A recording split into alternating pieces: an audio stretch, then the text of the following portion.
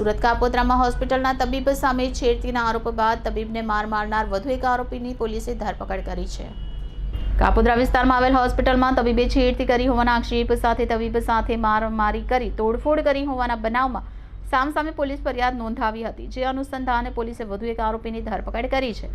મોહિત ઘાસકટા નામના આરોપીને પોલીસે ઝડપી પાડ્યો હતો। આરોપી અને તેના અન્ય સાથી મિત્રોએ હોસ્પિટલમાં પ્રવેશ કરી મારામારી કરી હતી।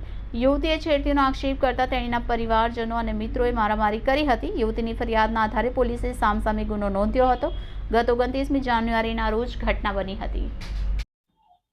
ગઈ તારીખ 29 ના રોજ કાપોદ્રા પોલીસ સ્ટેશનમાં નાના વરાછા ખાતે આવેલ ફ્લોરલ હોસ્પિટલ ખાતે રિસેપ્શનિસ્ટ તરીકે કામ કરતી યુવતી એ પોતે એવી એમના જાહેરાત કરેલી કે ડૉક્ટર પ્રતિક માવાણી જે ગાયનેકોલોજીસ્ટ છે, ડૉક્ટર જે વિઝિટિંગ ડૉક્ટર છે, એના દ્વારા એમની છેડતી કરવામાં આવેલી।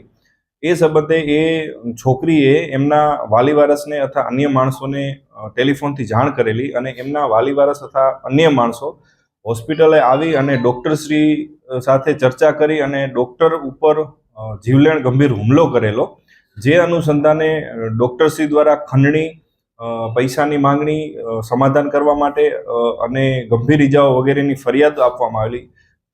એ જ સમયે છોકરી દ્વારા પણ ડૉક્ટર વિરુદ્ધ છેડતીની ફરિયાદ આપવામાં આવેલી। આ બંને ફરિયાદોની તપાસ તટસ્થ રીતે ચલાવવા માટે ઉપરથી સૂચના અને માર્ગદર્શન મળતું હોય ડૉક્ટરશ્રી હાલ આ જીવલેણ હુમલામાં હોસ્પિટલમાં સારવાર હેઠળ છે અને જે ડૉક્ટરશ્રીએ ફરિયાદ દાખલ કરેલી છે ખંડણી અને મારામારીની, તે પૈકી એનો મુખ્ય આરોપી મોહિતભાઈ ભગવાનભાઈ ઘાસકટા તેની ગઈકાલે રાત્રે પોલીસ દ્વારા ધરપકડ કરવામાં આવેલી છે। અગાઉ પણ એક આરોપીની આ ગુનામાં ધરપકડ કરવામાં આવેલ છે અને અન્ય આરોપીની શોધખોળ હાલ જુદી જુદી ટીમો બનાવી તપાસ ચાલુ છે।